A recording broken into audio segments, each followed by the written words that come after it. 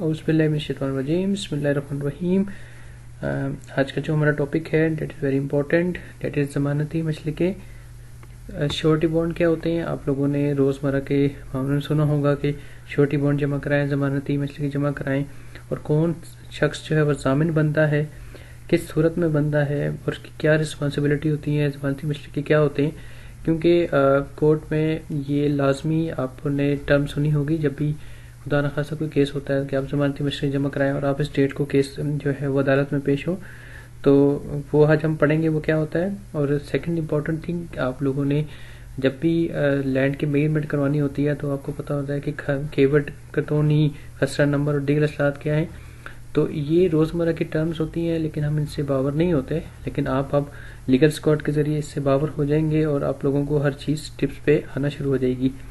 میں ہوں محمد Aslam Javed, high court, اور آپ میرا چینل دیکھ رہے ہیں لیگل اسکواڈ، اس کو سبسکرائب کریں تاکہ آپ کو نئی آنے والی ویڈیوز مل سکیں۔ ضمانتی مسلکے کیا ہوتے ہیں، اس کی بنا پر عدالت کیسے ایک ملزم کو رہا کرتی ہے۔ Today is a very important topic. آپ نے اکثر سنا ہوگا کہ عدالت نے فلاں ملزم کو 50,000 یا 5 لاکھ کے ضمانتی مسلکوں کے عوض ضمانت پر رہا کر دیا۔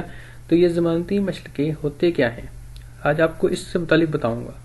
جیسا کہ نام سے ہی ظاہر ہے کہ ضمانتی مسلکے سے مراد ایسی چیز جس کے عوض ایک شخص دوسرے کو ضمانت دے، یا دیگر الفاظ میں ہم کہہ سکتے ہیں کہ وہ اس کا ضامن بنتا ضمانتی مسلکے، جس کو انگریزی میں شورٹی بانڈ بھی کہتے ہیں۔ اگر ایک انسان کے خلاف کوئی مقدمہ درج ہے تو دوسرا انسان یہ کہتا ہے کہ میں اس کی ضمانت دیتا ہوں کہ یہ مقررہ تاریخ کو جو ہے وہ عدالت میں پیش ہوگا۔ 50,000 یا لاکھ یا جتنے روپے کا بھی عدالت ضمانتی مسلکہ کہے، اتنی مالیت کے زمین کے کاغذات یا اس سے مالیت کے بانڈ عدالت میں جمع کروانے ہوں گے۔ جو بھی ضامن ہوتا ہے وہ اگلے انسان کے لیے کہ میں اس کی ضمانتی مسلکے دیتا ہوں، کورٹ کہتی ہے کہ آپ نے 50,000 کے ضمانتی مسلکے دینے ہیں تو آپ 50,000 کا ایک بانڈ فل کر کے دیتے ہیں، یا اتنی پراپرٹی کے کاغذ کورٹ میں ایز اے گروی رکھواتے ہیں، اور کہتے ہیں کہ اگر فرض کیا 15 تاریخ کو کیس لگا ہے تو جو ملزم ہے جس کے خلاف یہ کیس دائر کیا گیا ہے وہ پیش ہوگا۔ دیٹ از نون ایز ضمانتی مسلکے، کہ آپ کسی کی ضمانت دیتے ہیں، ضامن جو ہے وہ ضمانت کے طور پہ کچھ کاغذات یا اس کو ضامن بنتا ہے اس کا۔ ضمانتی مسلکے جمع کرانے کا مقصد کیا ہے؟ قانون کی نظر میں کوئی شخص اس وقت تک مجرم نہیں کہلاتا جب تک اس پر جرم ٹرائل کے ذریعے ثابت نہ ہو جائے۔ جیسے ہی کوئی ایف آئی آر درج ہوتی ہے تو اگلا بندہ مجرم نہیں بن جاتا، پہلے ٹرائل چلتا ہے، کیس چلتا ہے، دین ایک پراپر پروسیجر کے بعد ہیئرنگز ہوتی ہیں، کورٹ سنتا ہے کہ کیا کیا معاملات ہیں دونوں پارٹیز کی طرف سے، پھر ایک جو ہے وہ مجرم اگر بنتا ہے نہیں بنتا کورٹ ریلیز کر دیتی ہے۔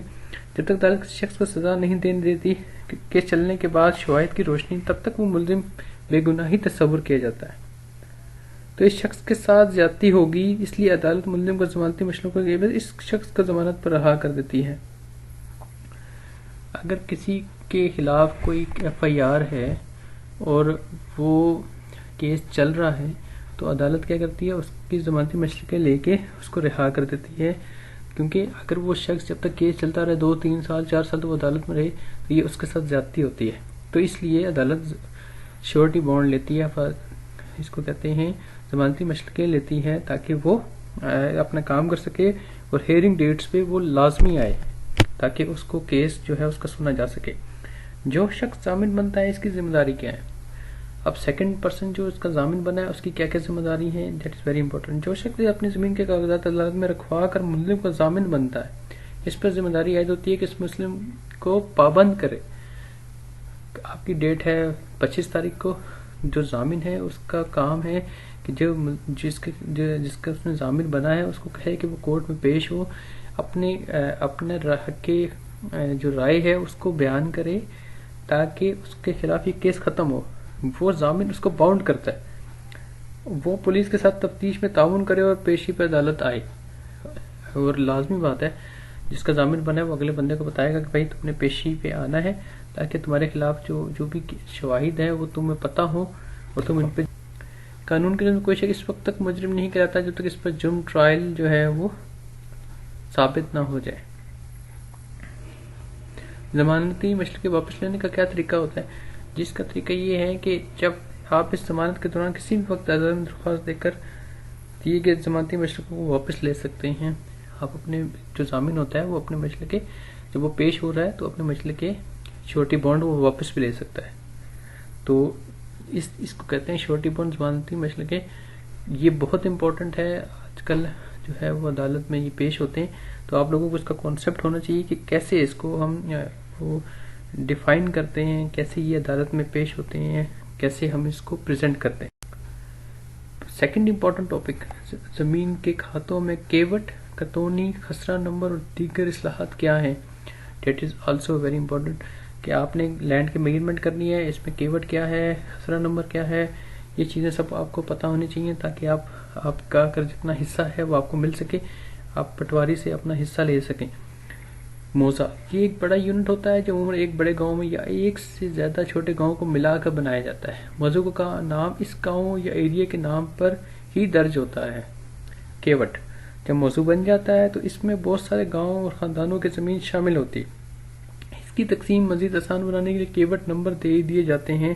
جیسے آپ نے دیکھا ہوگا جب پٹواری کے پاس جاتے ہیں کیوٹ نمبر 15 ہے, کیوٹ نمبر 6 ہے, کیوٹ نمبر 115 ہے. اس طرح وہ اس نے کیوٹ بنائے ہوتے ہیں جس سے آپ کو آسانی ہوتی ہے کہ آپ کا ایریا کون سا ہے. اس کا نمبر تبدیل ہو سکتا ہے. جب کوئی زمین فروخت کرتا ہے تو ایسے کوئی تبدیلی ہوتی ہے تو آپ کے کیوٹ کا نمبر بدل جاتا ہے. That's very important. کتونی نمبر, موضوع بھی بن گیا, اس میں کیوٹ نمبر بھی لگ گئے. اب کیوٹ میں بہت سارے مالکان ہیں, کس کے پاس 5 ایکڑ ہیں, کسی کے پاس 10 اور کسی کے پاس 2 ایکڑ. تو ان کو کیسے پہچانیں گے؟ اس کیوٹ میں کون سے بندے کی کتنی زمین ہے, تو اس کے لیے حصے دار کو ایک کتونی نمبر دیا جاتا ہے. مثلا کیوٹ نمبر 1 میں 10 ایکڑ زمین ہے. اب دیکھیں ایک کیوٹ میں ایکڑ کی کتونی نمبر کے ذریعے اس کو نیرو ڈاؤن کیا جاتا ہے تاکہ آپ کو آپ کی زمین کا پتہ چل جائے کہ یہ آپ کی زمین ہے. 5 ایکڑ کے ان دونوں کو الگ الگ نمبر دے دی جاتے ہیں. 5 ایکڑ کا جسے کتونی نمبر کہتے ہیں, یہ نمبر بھی تبدیل ہوتا رہتا ہے. پہلے کیوٹ اس کے کتونی نمبر تاکہ آپ کی زمین کو پہچانا جا سکے, زمین کا نمبر آئیڈینٹیفائی کیا جا سکے, اور ان کو ایکڑوں میں وہ ڈیفائن کر دیا جاتا ہے. خسرہ نمبر, اب ایک کتونی نمبر میں جو 5 ایکڑ تھی, جب ہم نے مثال میں اس لیے 5 ایکڑ کی زمین کی تعداد جو بھی ہوگی, ہر ایکڑ کو ایک خاص نمبر دیا جاتا ہے جو خسرہ نمبر کہلاتا ہے. یہ نمبر کبھی تبدیل نہیں ہوتا. کوئی فروخت کرے مگر کھیت کا خسرہ نمبر ایک ہی رہے گا. اس میں کھیت کی چاروں طرف سے پیمائش بھی لکھی ہوتی ہے. اس خسرہ نمبر کا جو کھیت ہے اس کی لمبائی چوڑائی وغیرہ کیا ہے, کھیت کی پوری ڈائمینشنز لکھی ہوتی ہیں, اس کی لینتھ کتنی ہے, وڈتھ کتنی ہے, یہ خسرہ نمبر کے اندر مینشن ہوتا ہے. کتونی نمبر کے اندر 5 ایکڑ ہے لیکن کھیت کے اندر خسرہ نمبر کے اندر وہ ہر چیز مینشن ہے کہ کھیت کے اندر کیا کیا چیزیں ہیں, ڈائمینشنز کیا ہے, ڈائریکشنز کیا ہے. مساوی شجرہ, یہ موضوع کا نقشہ ہوتا ہے, کہاں کس کا کھیت ہے, کہاں راستہ ہے, کہاں کیا ہے, اس میں ہوتا ہے. پٹواری کے پاس یہ نقشہ ایک کپڑے پر بنا ہوتا ہے جس سے لٹھا بھی کہا جاتا ہے. شجرہ ایک جو ہے وہ موسٹلی جو لینڈ کا ریکارڈ ہوتا ہے وہ تو پٹواری کے پاس ہوتا ہے. جو پٹواری صاحب ہوتے ہیں وہ ان کے پاس یہ ایک کپڑے پہ بنا ہوتا ہے. جو پٹواری صاحب ہوتے ہیں وہ اس چیز کو مینشن کرتے ہیں کہ یہ اس کا ایریا ہے, یہ اس کا ہے, تاکہ اگلا جو ہے وہ اس کی صحیح زمین اس کو مل سکے. یہ ہم شجرہ میں اس کو لے کے جاتے ہیں. چبندی, اس میں ایک موضوع کے کسی کیوٹ کے کسی کتونی کے کس خسرے میں کتنے مالک ہیں سب کی تفصیل درج ہوتی ہے. اس میں یہ بھی درج ہوتا ہے کہ مالک کون ہے, زمین کاشت کون کر رہا ہے, ٹھیکہ پر ہے یا کیسے. زمین کی فرد بھی اس رجسٹر کی تفصیل کی بنیاد پر جاری ہوتی ہے. پھر گرداوری, اب جس رقبے کے مالک ہیں یا مزارع ہیں اس رقبے میں کیا کاشت ہوتا ہے, کیا کاشت کیا ہوا ہے, اس کی تفصیل بھی پٹواری درج کرتا ہے. اسے گرداوری کہتے ہیں. That is all important things that you know. آپ ان سب چیزوں کو آپ کو پتا ہونا چاہیے کہ کیا کیا چیزیں ہیں, کیسے ہیں, زمین کے علاقے کی کیا کیا چیزیں ہیں, خسرہ نمبر کیا ہے, موضوع کیا ہے. تو اب دیکھتے رہیں میرا چینل لیگل اسکواڈ اور آنے والی نئی ویڈیوز بھی, تاکہ آپ ان سب چیزوں سے آگاہی ہو سکے, آپ کو بعد میں کنفیوژن نہ ہو.